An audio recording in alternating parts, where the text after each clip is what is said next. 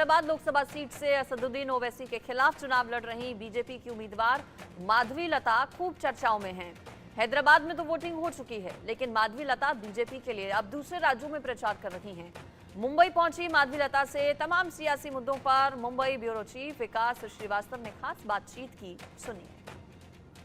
मुंबई की 6 लोकसभा सीटों पर 5वें चरण में मतलब 20 मई को चुनाव होने जा रहे हैं और बीजेपी ने अपनी पूरी ताकत झोंक दी है। और यही वजह है कि दक्षिण से भी बीजेपी के कुछ बड़े चेहरे इस वक्त मुंबई में हैं, जमकर चुनाव प्रचार कर रहे हैं।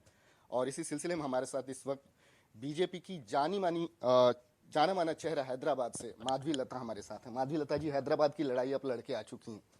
मुंबई में 20 मई को चुनाव होने जा रहे हैं, क्या माहौल लग रहा है? हैदराबाद की बाद में बात में करूंगा, पहले मुंबई की करता हूँ। मुंबई में क्या माहौल लग रहा है आपको? मुंबई में बहुत जमके हैं यहाँ पर और काफी उत्साह से है लोग यहाँ पे मतदाता।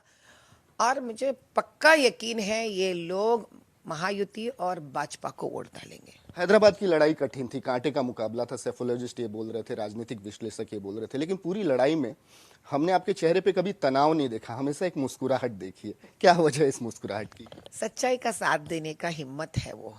अगर आप ये समझिए, गुंडेगर्दी कर कर औरत पे ऊपर गाली देने वालों को ही इतना हिम्मत है, तो उसका सामने करने वाले औरत को और कितना हिम्मत होना चाहिए।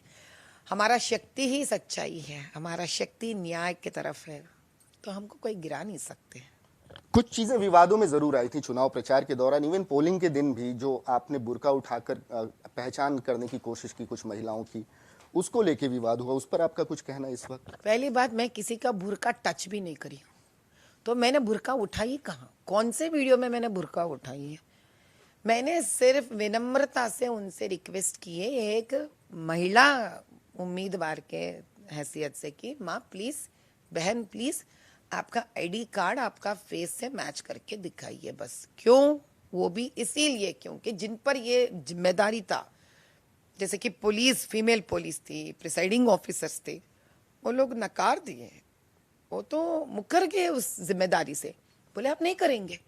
आप बताइए मुझे क्या करना चाहिए था उस वक्त? बस मान लेना था हाथ जोड़कर कि ठीक है भैया, आप आईडी मत मैच करिए, आप जो चाहिए वो कर लीजिए, मनमानी कर लीजिए, गुंडागर्दी कर लीजिए, रिगिंग कर लीजिए, बोगस वोटिंग कर लीजिए।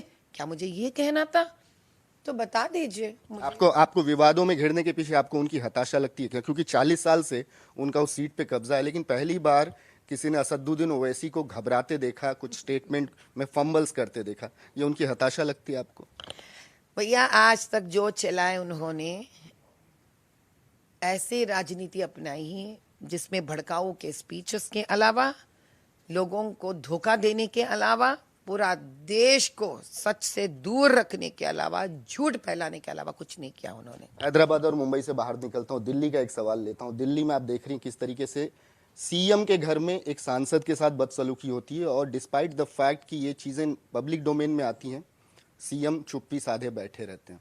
इस पर आपकी प्रतिक्रिया? मैं कहती हूँ, आम आदमी पार्टी का नाम बदल दीजिए, खुद का आबादी पार्टी लगा दीजिए आप, क्योंकि आम आदमी पार्टी का नाम ही आम आदमी के लिए न्याय देने के साउंड आ रही है मुझे।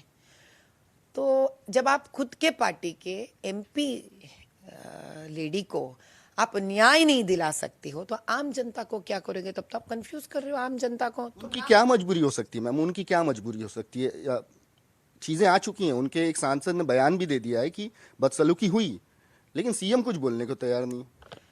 अभी देखिए भैया, उनकी क्या मजबूरी है? इतने लाखों करोड़ों रुपया उनका उन्होंने घर बना लिए, तो कहीं से तो कहीं उनको फाइनेंसेस आए होंगे ना भैया।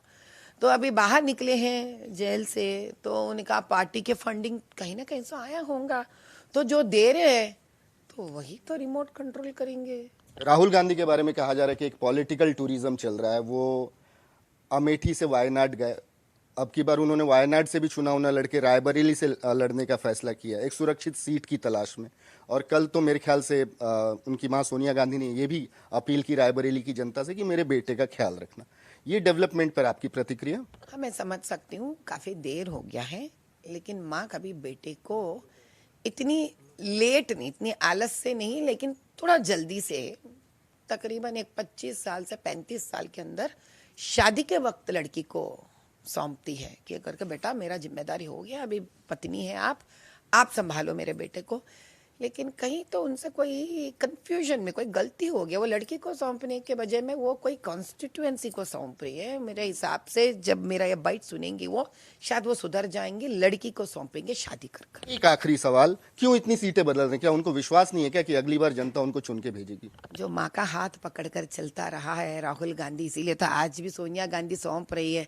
तो बेचारा जो माँ बोल रही है वो करते जा रहे, खुद के बलबूते पर कभी टिकट हासिल करना या लड़ना, लोगों के मन जीतना होता तो उनको स्वयं क्लैरिटी होता था कौन सी जगह से लड़ेंगे। मम्मा जो बोल रही है बेटा वही कर रहा है, तो मम्मा जहाँ जहाँ बदलने के लिए बोलेंगे वहाँ बदलेंगे। बेचारे राहुल जी क्या कर पाएंगे। आपके व्यस्त शेड्यूल से आपने हमको समय दिया, उसके लिए बहुत बहुत शुक्रिया आपका माधवी लता जी। तो माधवी लता हमें बता रही थी कि किस तरीके से वो पूरी तरीके से आत्मविश्वास से भरी हुई हैं कि बीजेपी अब की बार बेहद अच्छा प्रदर्शन करेगी, और इसी के साथ उन्होंने अपने विरोधियों पर भी जमकर निशाना साधा। वीडियो जर्नलिस्ट विष्णु के साथ विकास श्रीवास्तव, इंडिया न्यूज।